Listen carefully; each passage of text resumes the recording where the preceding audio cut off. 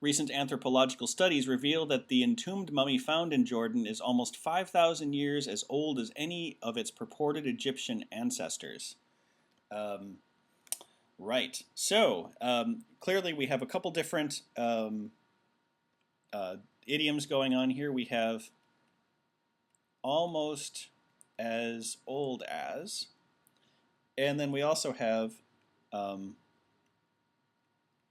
almost X older than. So when you're saying something is almost as old as something else, you wouldn't actually use a number. You would just say Joe is almost as old as Mike. And so in this case, the number in the not underlined portion indicates that we would want to say that it's almost 5,000 years older or younger. Now in this case, all of the answers are older, so that's why we picked on older here. But the 5,000 years gives us the difference in absolute value. So we need to actually have a comparison older than. So we get rid of as old as in any of these. That leaves us with B and D.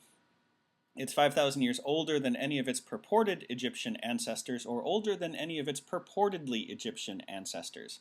There's a difference here between the adjective and the adverb. Adverbs, well, let's start with adjectives. Adjectives can only modify other nouns. Purported then would mean that it's modifying ancestors. That purported means supposed, like people say that these other mummies are the ancestors, but this mummy from Jordan may actually be older. So purported is often meant to suggest that, well, people say it, but we don't really think it's true, or it might not be.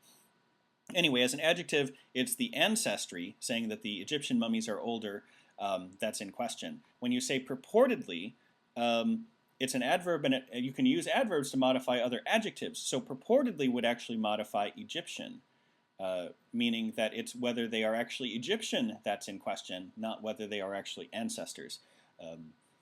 And whether the other Egyptian mummies are actually Egyptian is not in question. So purportedly is wrong in this case. We need to use the adjective rather than the adverb, and choice B is the correct answer.